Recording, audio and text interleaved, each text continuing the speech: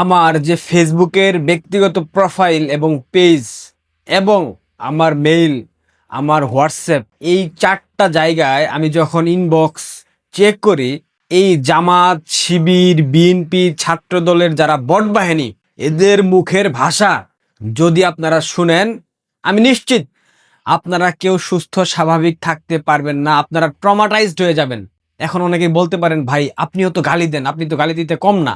আমি গালি দেই, কিন্তু আমার গালি এমন কোনো গালি আমি দেই না যে গালি আপনার পরিবার, আপনার মা, আপনার বাবা, আপনার বোন, আপনার স্ত্রী, আপনার সন্তানকে প্রভাবিত করে। কিন্তু বিশ্বাস করেন, এই যে ধর্ম নিয়ে যারা ব্যবসা করে, এই জামাত শিবির, এই বট বাহিনীর মুখের ভাষা যদি আপনারা শুনেন, আমি নিশ্চিত আপনারা অসুস্থ হয়ে যাবেন। এদের ম্যাক্সিমাম গালির ধরন থাকে মাকে নিয়ে, স্ত্রীকে নিয়ে, বোনকে নিয়ে, মানে এমন এমন শব্দ চয়ন এরা ব্যবহার করে যেগুলো শুনলে মেজাজ ঠিক রাখা খুব কষ্টসাধ্য, খুব দুষ্কর। যেহেতু এই পথে পা বাড়িয়েছি, অ্যাক্টিভিজম করতে হবে, দেশের পক্ষে কথা বলতে হবে, সুতরাং এদের কথাগুলা আমরা ওভাবে মাথায় নিই না। কিন্তু লাস্ট 1 মাসে, অর্থাৎ তারেক রহমান ক্ষমতা নেওয়ার পর থেকে, এই বিএনপি, ছাত্রদল এবং জামাত শিবিরের বট বাহিনী ইনবক্সে এসে বিভিন্ন ধরনের কথা বলতেছে। তাদের কথার প্রথম প্রসঙ্গ থাকে হাসিনা পালাইছে, হাসিনা এইটা, হাসিনা চোর, বাটপার, এই সেই অনেক কথা। 1 মাসে জনাব তারেক রহমানের আমলনামা আমি গতকালকের ভিডিওতে আপনাদেরকে দেখিয়েছি।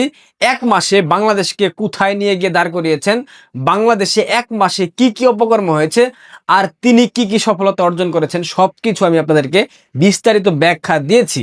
এখন এই বট বাহিনী, এই তথাকথিত বদমাশদের উদ্দেশ্যে আমার একটা কথা, শেখ হাসিনা কিভাবে পালিয়ে গেল? সেনাবাহিনীর বিমানে করে তাকে ভারতে রেখে আসা হলো।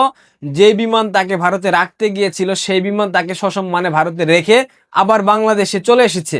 কেউ যদি পালিয়ে যায়, সেই পালিয়ে যাওয়া বাহন কি আবারও ফিরে আসে? যেই সব অফিসার তাকে পালিয়ে যেতে সাহায্য করেছে, যারা বলে, সেই সব অফিসার আবার বাংলাদেশে ফিরে আসতে পারে? এই নর্মাল সেন্সটুকু এই বট বাহিনীর নাই। এই বট বাহিনীর থাকলেও তারা সেটা প্রকাশ করবে না। আরেকটা বিষয়, শেখ হাসিনা প্রধানমন্ত্রীর মর্যাদায় ভারতবর্ষে অবস্থান করছেন। ভারতবর্ষে অন্যান্য দেশের প্রধানমন্ত্রীরা গেলে যে ধরনের প্রোটোকল পায়, যে ধরনের সম্মান পায়, ঠিক সেই ধরনের সম্মান নিয়ে শেখ হাসিনা এখনো দিল্লিতে, যেখানেই হোক ভারতের একটা জায়গায় অবস্থান করছেন। তাহলে তোরা কিভাবে বলিস শেখ হাসিনা পালিয়ে গেছে? তোরা তো ইসলামের রক্ষাকর্তা, তোদেরকে দাবি করিস তোরা তো ইসলামের রক্ষক, কিন্তু আমরা জানি এরা ইসলামের ভক্ষক। ইসলাম ধর্মের মহানবী হযরত মুহাম্মদ সাল্লাল্লাহু আলাইহি ওয়াসাল্লাম, যাকে সর্বশ্রেষ্ঠ নবী বলা হয়, সবশেষ নবী বলা হয়, তিনিও তো হিজরত করেছিলেন। 622 খ্রিস্টাব্দে মক্কা থেকে মদিনায় হিজরত করেন। তিনি তো সেখানে 10 বছর ছিলেন। তিনি কেন হিজরত করেছিলেন? সেখানে ধর্ম পালনে বাধা দেওয়া হতো। মক্কায় কুরাইশরা ধর্ম পালনে মহানবীকে বাধা দিত। পাশাপাশি বলা হয়ে থাকে, ইসলাম বলে আল্লাহর নির্দেশে মহানবী মক্কা থেকে মদিনায় হিজরত করেছে। মদিনায় হিজরতকালীন সময় কতটুকু ছিল? এই তথাকথিত ইসলামের যারা ইজারাদার সাজে, এই বিএনপি, জামাত শিবিরের বট বাহিনী, তারা কি জানে মহানবী হিজরতে কত বছর মক্কা থেকে মদিনাতে অবস্থান করেছিল? 10 বছর। এটা নিয়ে আমি বেশি কথা বলতে চাই না, কিন্তু আমি একটা উদাহরণ দিলাম। তারা যেহেতু কথায় কথায় খেলাফত প্রতিষ্ঠা করতে চায়, কথায় কথায় ইসলামী শরিয়া আইন প্রতিষ্ঠা করতে চায়, তাদের ইসলামের যে প্রধান নবী, শেষ নবী, তিনি যেহেতু তার যুদ্ধের একটা কৌশল হিসেবে মক্কা থেকে মদিনায় হিজরত করে 10 বছর ছিলেন, সেখানে শক্তি অর্জন করেছেন, সেখানে তার ধর্মের মানুষদেরকে সুসংগঠিত করেছেন, পরবর্তীতে যুদ্ধ করে আবার মক্কা বিজয় করেছেন। তাই তো জানি আমরা, ইতিহাস তো তাই বলে। সেক্ষেত্রে এই যে শেখ হাসিনা পালিয়ে গেছে রাজাকার, এইটা সেইটা, চোর, বাটপার, গত 1.5 বছরে একটা বাটপারের প্রমাণ এই সামনে তারা আনতে পারেনি। একটা অপকর্মের প্রমাণ তারা সামনে আনতে পারেনি। ভোট কারচুপি করেছিল 2008-এর পর থেকে, যতগুলা নির্বাচন হয়েছে বাংলাদেশে, একটা নির্বাচনের ভোট কারচুপির ফুটেজ দেখাইতে পারবা?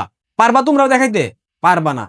হয় নাই কারচুপি, এদিক সেদিক হয়েছে, বাট ভোট কারচুপি হয়েছে এটা আমি বিশ্বাস করি না। হ্যাঁ, নির্বাচন বিতর্কিত ছিল, কারণ একদলীয় হয়ে গিয়েছিল, প্রধান শক্তিশালী বিরোধী দল বিএনপি ছিল না। এইটা নিয়ে অভিযোগ থাকতেই পারে, বলতে পারেন, বাট ভোট কারচুপি হয়েছে এই কথা বলবেন আপনারা, আর আমরা বিশ্বাস করব?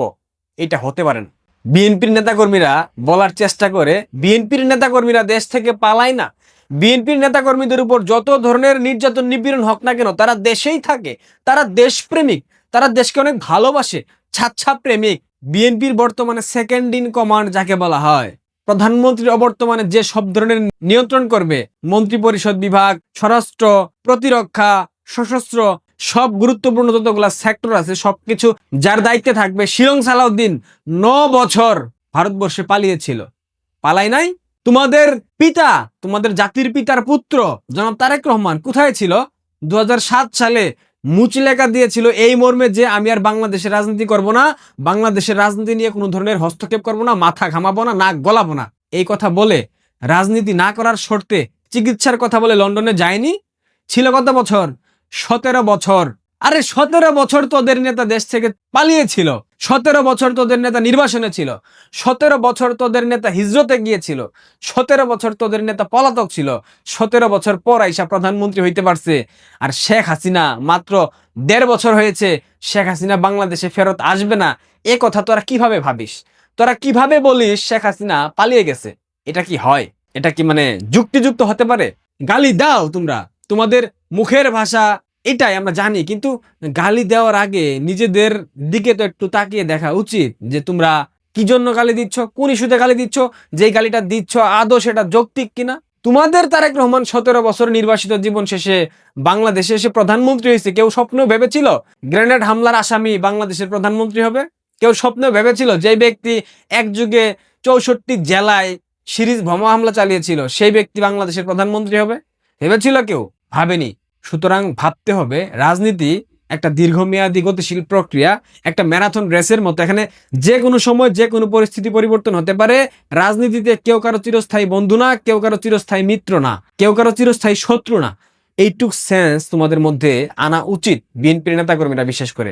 আমাদেরকে গালি দাও, কোনো সমস্যা নাই, আমরা সেটা মাথায় নি না, কিন্তু যখন বারবার বলো শেখ হাসিনা পালিয়ে গেছে, তখন তো আমাকে উদাহরণ টানতেই হয়। ইসলাম ধর্ম যেটাকে তোমরা ইজারাদার ভাবো, সেই ধর্মের প্রধান নেতা যিনি 10 বছর হিজরত করেছেন, সেটাকেও তো পালিয়ে যাওয়া বলা হবে তাহলে, তাই না? যুদ্ধের কৌশল অবলম্বন করতে গিয়ে মানুষ অনেক সময় পিছু হটে, অনেক সময় আত্মগোপনে যায়। এটা একটা কৌশলের মধ্যে পড়ে, এটাকে পালিয়ে যাওয়া বলে না। শেখ হাসিনা যদি পালিয়ে যেয়ে থাকে, তবে তোমাদের তারেক রহমানও পালিয়ে গিয়েছিল, এইটা তোমরা মেনে নাও। সত্য নির্মম হলেও সেটা সত্য, সত্যকে ধারণ করা শিখতে হবে। সুতরাং আমাদেরকে গালি দেওয়ার আগে নিজের চোখের দিকে একটু তাকাও। এখন বাংলাদেশের মানুষ কেন কথা বলে না? এখন যে পেট্রোল পাম্পে বাইকের টাঙ্কি খুলে নিয়ে গিয়ে তেল নিয়ে আসতে হয়, এখন কথা বলো না তোমরা? ইউক্রেন রাশিয়া যুদ্ধে শেখ হাসিনা সামাল দেয়নি? কোভিড সিচুয়েশন শেখ হাসিনা সামাল দেয়নি? করোনা কালে কি বাংলাদেশ বিশাল সংকটের মধ্যে পড়েনি? সেখান থেকে উত্তরিত হয়নি? শেখ হাসিনা উত্তরণ করেনি? করেছে তো। পেট্রোল অকটেন আমাদের আমদানি করতে হয় না, এটা আমাদের বাংলাদেশে উৎপন্ন হয় গ্যাস থেকে। তাহলে পেট্রোল এবং অকটেনের অভাব কেন, সংকট কেন? এই কৃত্রিম সংকট সাজিয়েছে এই বর্তমান সরকারের কলাকুশীলভ যারা আছে তারা। এগুলা বলতে পারেন না আপনারা? কথা বলতে কি আপনাদের লজ্জা লাগে? শুধু শুধু আমাদেরকে গালি দেন, আমরা তাতে কিছু মনে করি না, কিন্তু বাস্তবতা তো আপনাদের মানা উচিত, তাই না? পেট্রোল পাম্পে যাচ্ছে বাইকের টাঙ্কি হাতে নিয়ে, এই চিত্র স্বাধীনতার পর আপনারা কখনো দেখেছেন? শেখ হাসিনার আমলে যদি এমনটা হতো, আপনারা সরকার পতন করার জন্য সকাল সন্ধ্যা হরতাল ডাকতেন, ডাকতেন না? বুকে হাত দিয়ে বলতে পারবেন?